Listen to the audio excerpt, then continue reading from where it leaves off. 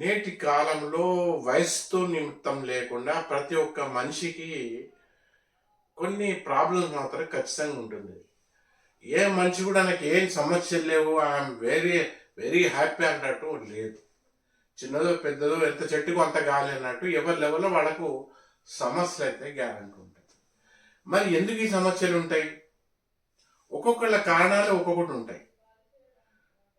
అది ఆఫీస్ విషయం కావచ్చు, వృత్తి విషయం కావచ్చు, పర్సనల్ వ్యక్తిగత జీవితం విషయం కావచ్చు, ఆరోగ్య విషయం కావచ్చు. ఒక్కొక్కళ్ళు ఒక్కొక్క రకాల వాళ్ళ వ్యక్తిగత కారణాలంటూ వేరే ఉంటాయి.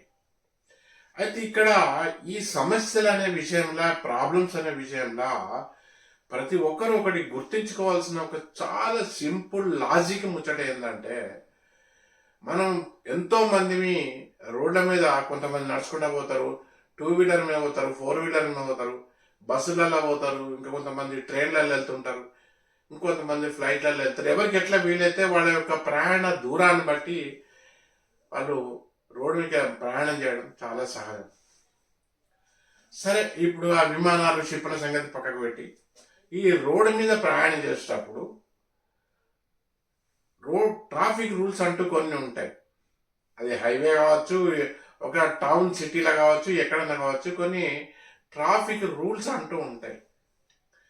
ఆ రోడ్డు మీద అందరు పోయేటప్పుడు ఈ ట్రాఫిక్ పోలీసులు అందరికి పెనాల్టీ వేయరు. ట్రాఫిక్ పోలీసులు అనేవాళ్ళు ఉంటారు, ప్రతి టౌన్లో ప్రతి సిటీలో ఉంటారు.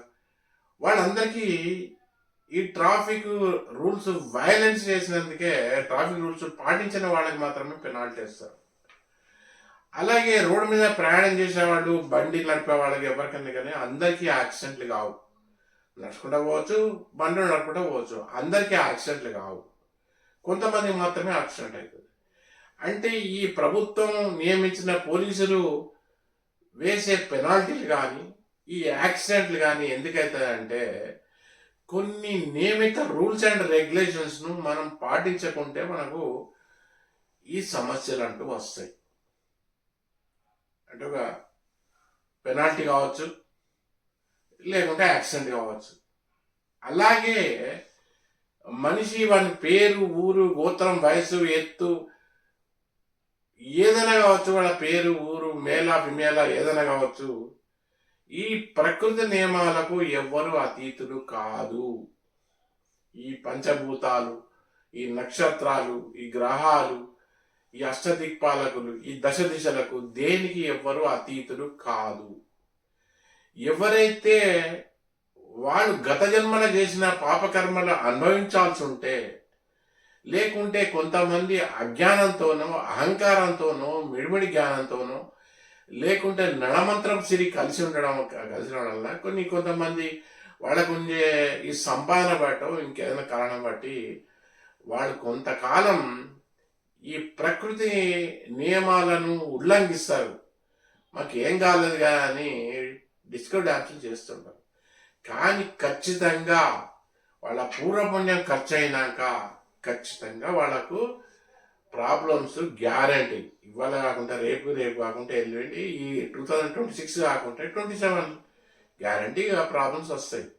అంటే దీని యొక్క అర్థం, సారాంశం ఏంటంటే, మనకు మన మహర్షులు ఈ వేదాల నుంచి శోధించి అందించిన ఈ జ్యోతిష్య, వాస్తు శాస్త్రాలు, సంఖ్యాశాస్త్రాల్లో ఉన్న ఈ రూల్స్ రెగ్యులేషన్స్ పాటించిన వాళ్లకు సమస్యలు, వాళ్లకు సంపాదన తక్కువనా కూడా సమస్యలు అనేది తక్కువ ఉంటాయి.